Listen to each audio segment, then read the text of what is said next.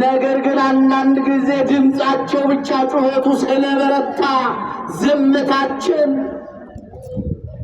ታናሽነት መስሏቸው በብዙ የሚያዩ ብዙዎች ይኖራሉ። እግዚአብሔር ቤተሰቦች በባህር ውስጥ ድምጻቸውን አሰምተው ከሚጮሁ እንቁራሪቶች በላይ በባህር ውስጥ በጉልበትም በአቅምም በድምጽም እጅግ የሚበረቱ ብዙ የባህር እንስሳዎች ይኖራሉ።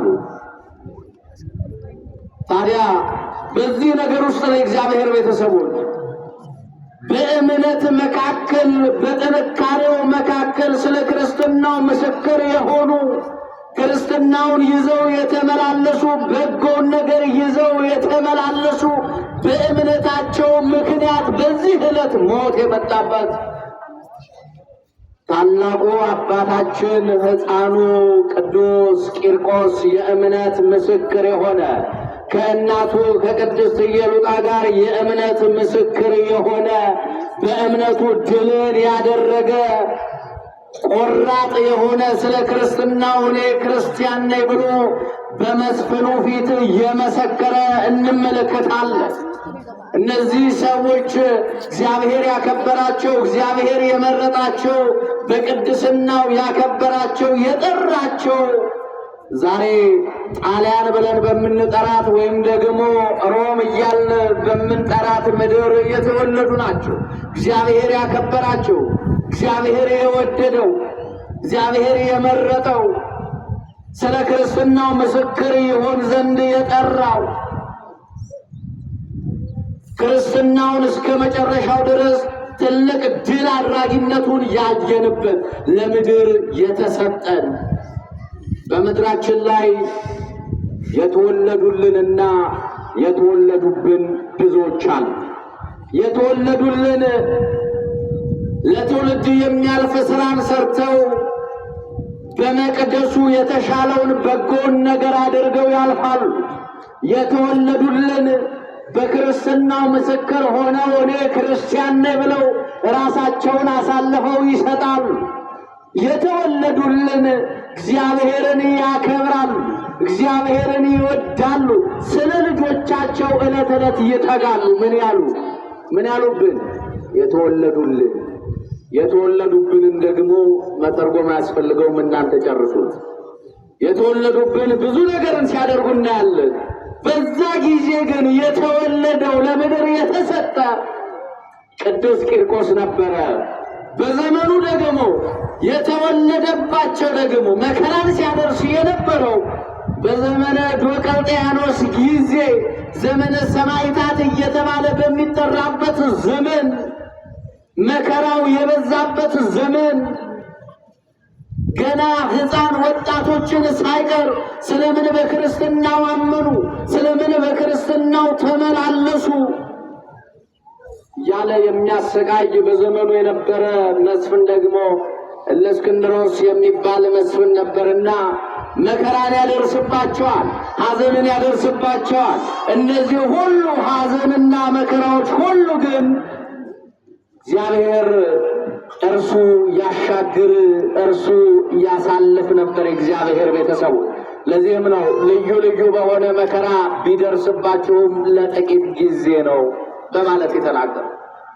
እነዚህ ሁለት ክርስቲያኖች መከራ ሲደርስባቸው፣ ሐዘን ሲደርስባቸው፣ ብዙ መከራዎችን የእለእስክንድሮስ የተባለ መስፍን ሲያደርስባቸው እነርሱ ግን በእምነት ጠንክረው አሁንስ ልትክዱ፣ አሁንስ አይበቃችሁም ምን ይላቸው ነበረ። መከራቸውን እያደረሰባቸው በቤት ውስጥ አስቀምጧቸው የመጨረሻውን መከራ ይጠይቃቸው ነበር። በዛ ሰዓት ነው ግን ኢየሱስ ክርስቶስ ተገልጦ የእምነታችሁን ጥንካሬ ተመልክቻለሁ፣ በዚህ ዕለትም ዕረፍታችሁ ይሆናል በማለት እርሱ ኢየሱስ ክርስቶስ ለነዚህ ለቅዱስ ቂርቆስና ለእናቱ ለቅድስት ኢየሉጣ ምስክርነትን ሰጣቸው።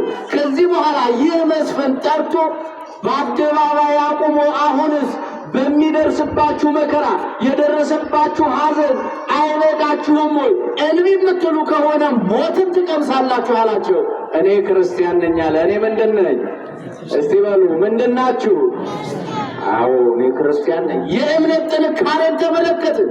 ከዚህ በኋላ ነው ታዲያ እግዚአብሔር ቤተሰቦች እኛ ክርስቲያኖች ነን፣ አንተ ለምትለን ነገር የምናደርግ አይደለም መስዋዕትንም የምንሰዋ አይደለም። እግዚአብሔር እርሱ የሚመለክ አምላክ ነው። ስለዚህ እግዚአብሔርን እናመልካለን ቢሉት ቅዱስ ቂርቆስን ይህንን ንግግር በመናገሩ ይህ መስፍን ተናደደና አስወጥቶ ወታደሩን አዞ አንገቱን በሰይፍ አስቀልቶ ሰማዕትነትን አስቀበለው። በዚህ ቀን ክብር ምስጋና ለስሙ ይሁን።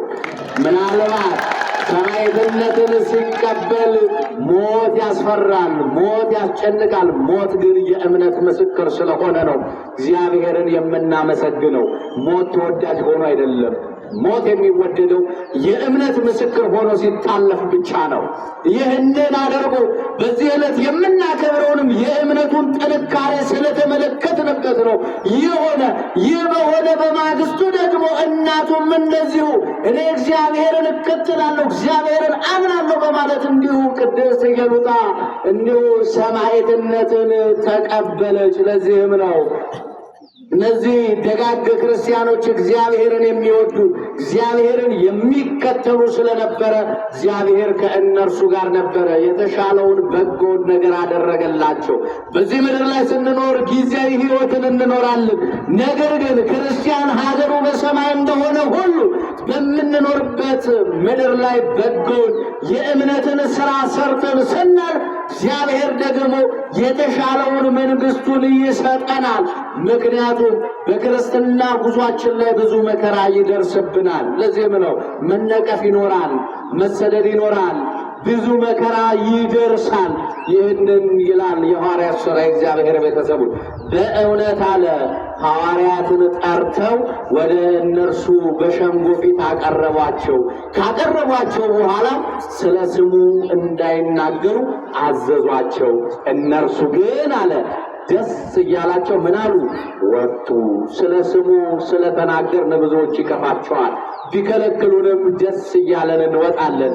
ቅዱስ ቂርቆስ፣ ቅድስት ኢየሉጣ ስለ ስሙ ተነቀፉ፣ ስለ ስሙ ብዙ ተባለላቸው። ነገር ግን ደስ እያላቸው ወጡ። እንዲህ ይላል ቅዱስ ዳዊት፣ የሰማዕታት ዕረፍታቸው በእግዚአብሔር ፊት የከበረ ነው። በእግዚአብሔር ፊት ምን ያለ ነው? የከበረ ነው። እነዚህ የእምነት ጋሻና የእምነት ምስክር የሆኑ ሰማዕታት አባቶቻችን በእውነት ምስክሮች ናቸውና አምላካችን እግዚአብሔር በእውነት ምስክር አድርጎን በምንኖርበት ምድር ላይ የሕይወት ቃሉ መስካሪዎች፣ የእውነት መስካሪዎች አብረን ዝም ብለን የምንጓዝ ሳይሆን የእምነት መስካሪዎች ሆነን እንድንኖር አምላካችን እግዚአብሔር ይርዳል። አምላካችን እግዚአብሔር ይርዳል። ዘወትር በሞት መካከል እናልፋለን። ስለነበረን ጊዜ ሁሉ የእርሱ የአምላካችን የእግዚአብሔር ቅዱስ ቃሉ ስሙ የከበረና የተመሰገነ ይሁን። ወስብሐት ለእግዚአብሔር። ይቆየን።